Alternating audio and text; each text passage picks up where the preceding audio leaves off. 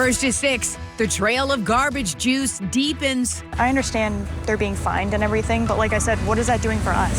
7 News Detroit first exposed the video of a garbage truck dumping trash juice in 2 Eastepointe neighborhoods.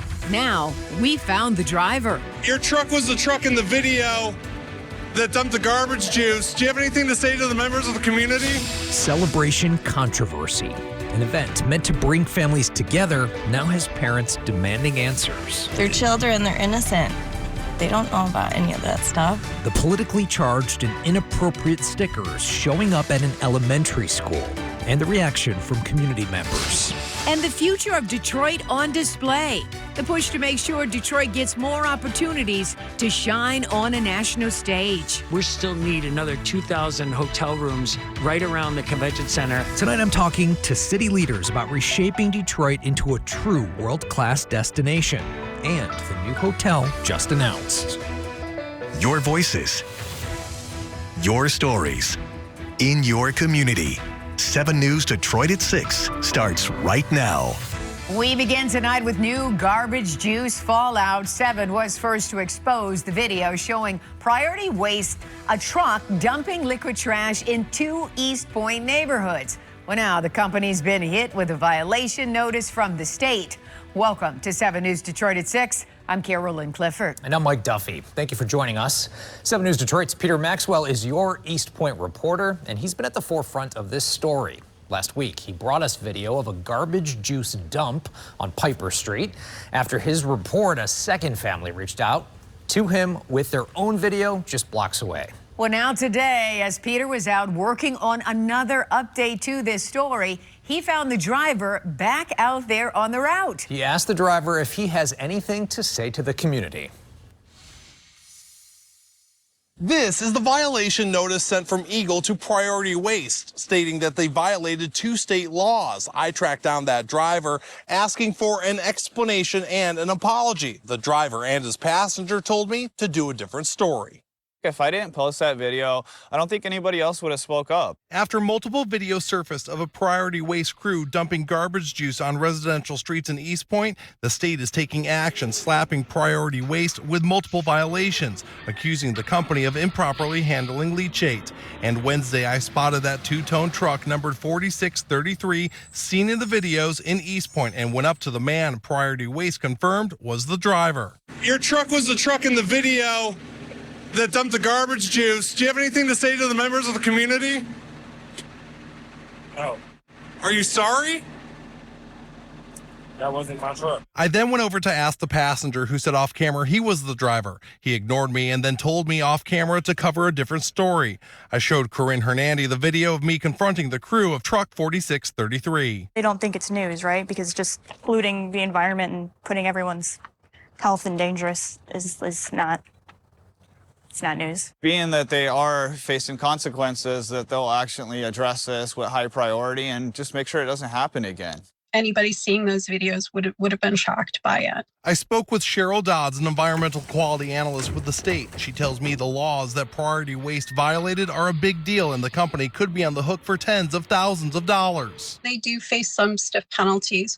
Really what we're after is a solution to the problem. Eagle says Priority Waste is in violation of 2 laws by allowing liquid waste to escape the truck and by discharging that waste onto a public street. The investigation is still ongoing. I asked if the driver could be held responsible. At this point, it is not a criminal investigation. It could potentially become a criminal investigation, depending on the responses from Priority and if there are more incidences like this. The city of Eastepointe tells me they're still investigating, and Priority Waste tells me in a statement they're cooperating fully with the investigation and are taking appropriate steps to address the matter, and that the driver is still employed with the company after being reprimanded and undergoing training. Fix the issue and correct it so we don't have it happen again. Priority Waste has until May 11th to respond to the state. In Eastepointe, Peter Maxwell, 7 News Detroit. All right, Peter, thank you. And Peter is your Eastepointe reporter. He's also dedicated to other communities in southern Macomb County and the Grosse Pointes. If you have a story idea and want to connect with him, scan the QR code right there on your screen. You can also email Peter at peter.maxwell@wxyz.com. Wow, getting to the bottom of it. Yep. All right, Detroit parents are demanding answers tonight after several elementary school students ended up in the hospital. They ate suspected marijuana edibles at school. We have learned the incidents happened at 2 separate schools over 2 days. 7-year-old Winter Williams is being treated at Children's Hospital. Her mother says she unknowingly ate an edible at Mason Academy on Wednesday. And this comes just 1 day after 6 students at Thomas Edison Academy were hospitalized for the same reason. Winter's mother says she is livid. My baby is literally in there twitching, shaking, can't keep her ass open, like, it is terrible. Investigators are now tracking the students' routes to school to figure out where the edibles came from. Experts say if you suspect your child ate an edible, you should call 911 and the Poison Control Center. Carolyn? All right, Mike, new fallout tonight for a Rochester swim school years after hidden cameras were found in its changing rooms. 7 News Detroit has obtained a class action lawsuit against Goldfish Swim School in Rochester. Families say the swim school failed to protect them from Dr. Umair Ajaz. This is a case we've been covering for years now. In December, a judge sentenced Dr. Ajaz to up to 60 years in prison for recording women and children undressing. Attorneys now want to force safety reforms in more than 150 Goldfish locations nationwide. We have reached out to Goldfish for a statement and so far have not heard back. Okay, turning to the forecast now. Let's take a live look over downtown Detroit. More rain rolling through Metro Detroit. Expected to stick around for some time. 7 First Alert Chief Meteorologist Dave Rexroth joining us now.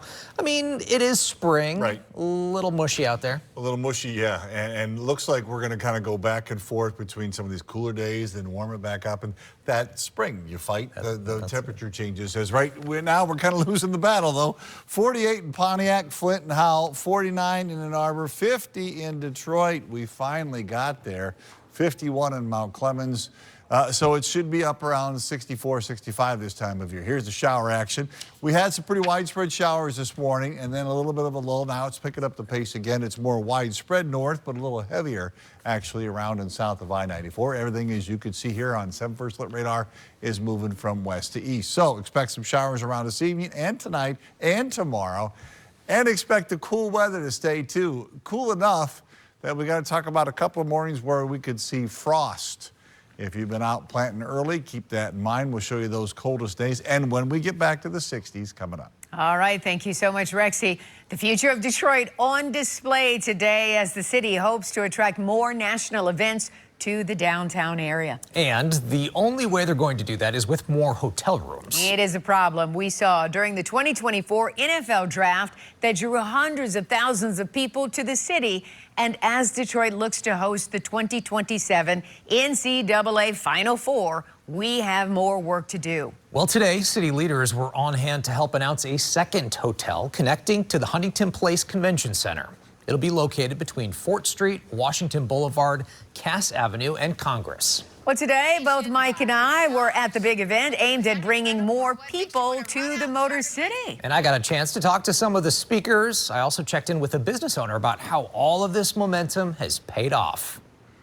Claude Molinari, the president and CEO of Visit Detroit, says one of the biggest events heading to Detroit is the NCAA Final Four. It's truly an epic event that just is going to be huge, and we just think that's a great opportunity, again, to showcase us and continue to build that new perception that Detroit is a great place to visit, a great place to live, and a great place to invest in. And we have been investing, I think I heard the number like 1,600 new hotel rooms. You were just talking about that a little bit. Is that enough, or do we need even more?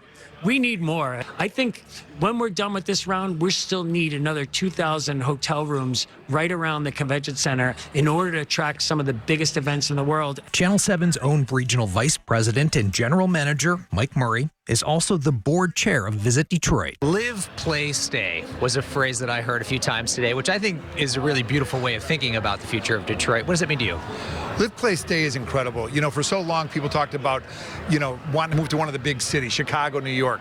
Now it's real. People are living in Detroit. People are graduating. They're moving here. And that just says a lot.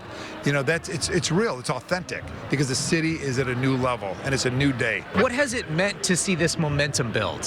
I think it's a sense of pride for everybody. You know, born and raised in Detroit, people have a sense of pride to see how the city has come back and really now to be world class. And that really is not a word you use lightly. Detroit is a world class destination on so many fronts. Tim Johnson, owner of Detroit's own Ruggiero Clothing, has seen the impact of the momentum in the city. Being from Detroit, born in Detroit, I started in Detroit, and just seeing the growth, how the downtown area was what it was a couple years ago to see what it is now. It even branched out to even Corktown, so we get to all benefit from the environment growing around us. He says he's grateful that people across Detroit and around the country have been supporting his business. Does being from Detroit give you an advantage?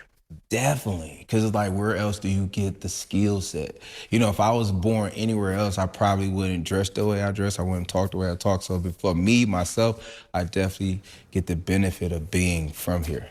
That's that what up, though. That's so much pride. And there has been a lot of investment, of course, in so many aspects of the city. Clearly, the effects are being felt, but there's a lot more to do. Oh, certainly. Today's announcement about, the brand new hotel coming in 2027 is a big one and would certainly attract more investment downtown. We know that for sure. But what about the neighborhoods? We've been hearing from Detroiters for years saying they want more investments in their own neighborhoods and backyards. I got a chance to sit down with Mayor Mary Sheffield today during the big event, and we chatted about her plans for the city.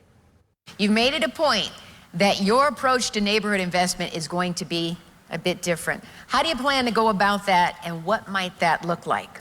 I believe that there are neighborhoods at different levels of opportunity, but each deserves investment. And so our three categories are stabilize, strengthen, and grow.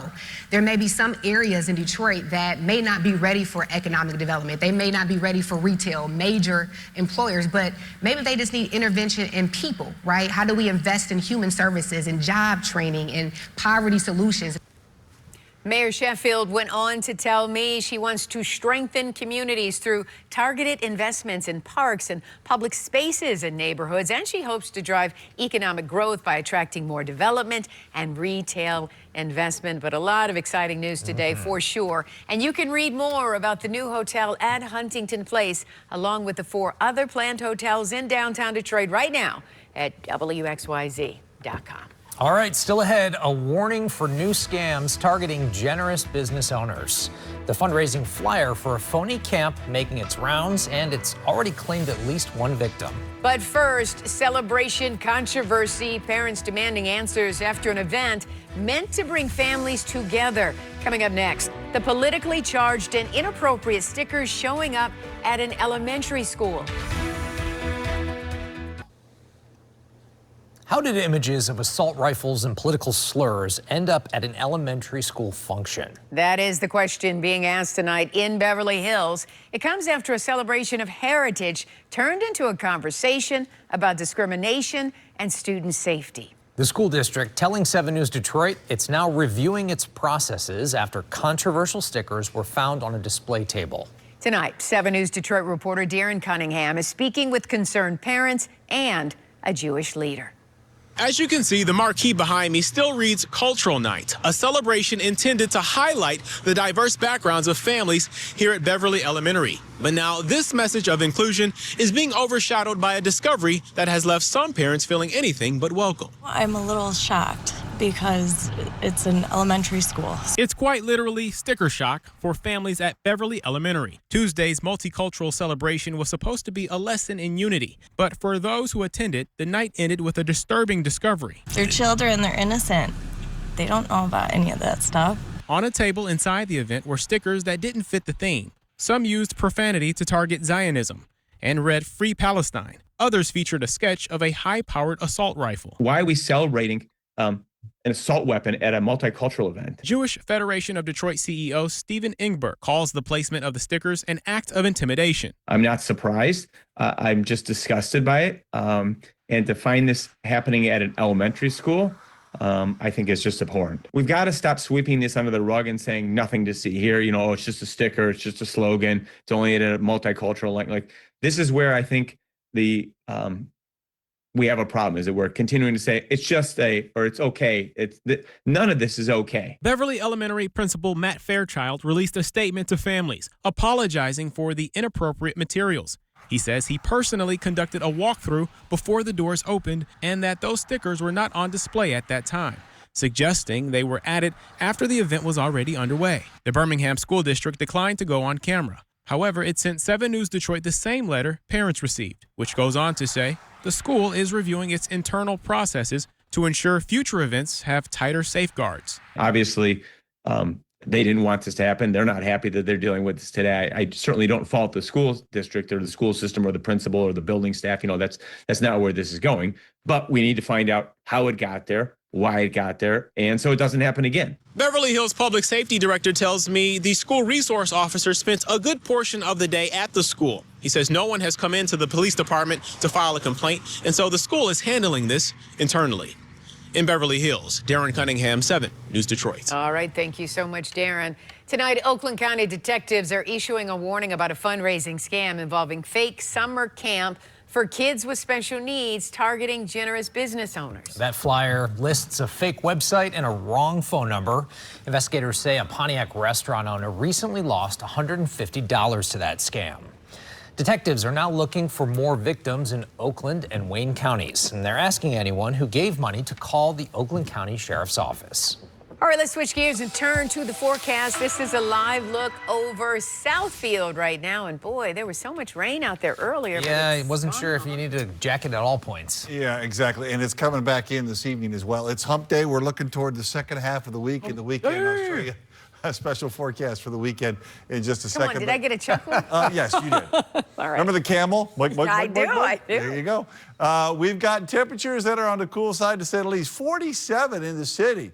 43 for the dew point. Humidity's up there, but the rain's coming down there in a lot of spots. East wind at 6. More widely scattered on the north side to the south side, but there's a lot more to come back here to the west, and these numbers are not warm. Most of them struggling to be around 50, so upper 40s and lower 50s, that's what we've got. Frost and freeze concerns tonight off to our west.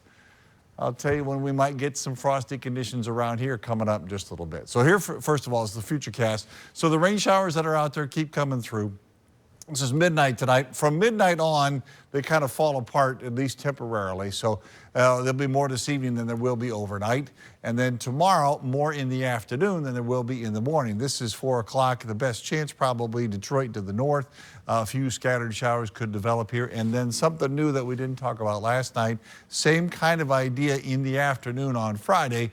Probably dry in the morning, but a few showers might pop up. This is 2:30 in the afternoon on Friday.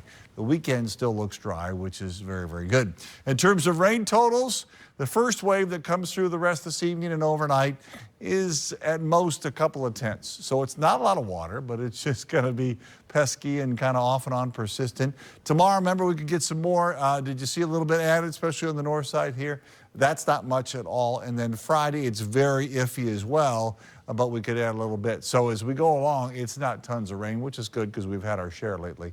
But we'll keep that shower chance going as we go along. So forecast looks like this. Overnight tonight, mostly cloudy. Some showers become more isolated after we get past about 10, 11 o'clock or so, especially after midnight.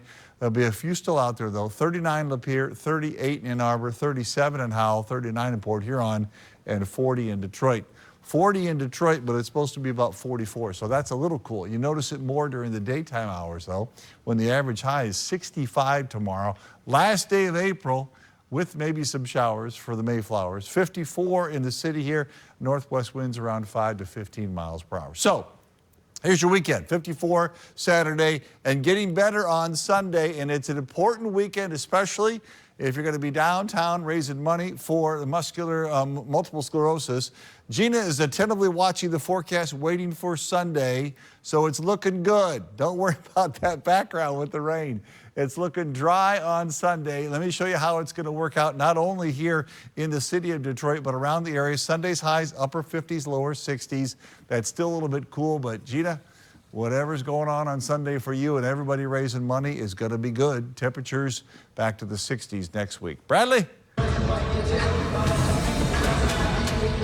I know there was a lot of buzz before this series between the Pistons and Magic started about the Pistons being maybe an underappreciated or undervalued #1 seed. The Magic didn't care. They're up 3-1 in this series, and the Pistons' backs are against the wall. Now Detroit has a lot to prove. We'll break down this Game 5 matchup where the Pistons desperately need a win to keep their playoff hopes going. We're live at Little Caesars Arena. Next. Only 6 teams in the history of the NBA as a #1 seed have lost a playoff series to a #8 seed. The Pistons need to win 3 games in a row, or they'll become the 7th #1 seed to lose to a #8 seed. Good evening, everybody. Brad Galley coming to you. We are live at Little Caesars Arena tonight, where the Pistons won the first playoff game by a Detroit team in this building just last week. But my goodness, has their fortune changed dramatically, and the biggest reason for it, turnovers. Detroit turned the ball over 20 times in the Game 4 loss in Orlando, and the Magic now have a 3-1 series lead. Peter Cunningham has turned the ball over 24 times over the last 3 games. Since the NBA started recording turnovers as an official statistic in the 70s, that's the highest number of turnovers over a 3-game stretch in the history of basketball. They need to fix that. They need to get a win. And JB Bickerstaff said the recipe is simple: win and continue to win. You know, that's the essence of it all, we put ourselves in this position, and we're the only ones that are going to get ourselves out of it. And that's the mindset where our guys are. I trust and believe in them, 100%, that tonight we're going to get all they got. And we'll go out, we'll compete together. But I trust in the fact that their spirit's going to be right, and they don't want to go home yet. They certainly don't. They want to be back here for a Game 7. Orlando doesn't want to face that, but the truth of the matter is the Pistons have an advantage tonight, if you want to believe that, with this series now at 3-1. Franz Wagner, the Magic superstar that has carried them through the first couple of games, is out tonight. He has officially been ruled out. And so this Pistons team, with its backs against the wall, at least has a superstar on the other side that'll be in street clothes. Back to Peter Cunningham and those turnovers that have been such a big concern. We saw him in so many fast breaks in Game 4, turning the ball over with uncharacteristic passes late in the game. I would expect this team to look a lot different with Cade driving and trying to kick to Tobias Harris just a few more times, and see Duncan Robinson, if they want to advance, make some of those threes. We've known all season long this team desperately needs more three-point shooting. Tonight, again, with that phrase, backs against the wall, we'll see if they can do it. Down 3-1 in this series. We're live at Little Caesars Arena. Brad Galley, 7 News, Detroit. We're going to see what they're made of tonight, whether they're going to bring that Detroit grit, right? Definitely. Way too many turnovers, but we got a lot of fight left. I think it goes at least 5. Yeah, they got to pull this. At least. Yeah. At least. Come on, guys. Let's do it. All right, as always, thanks for watching 7 News Detroit at 6. World News Tonight with David Muir is next. That is followed by 7 News Detroit at 7. Have a great night. Go Pistons. Go.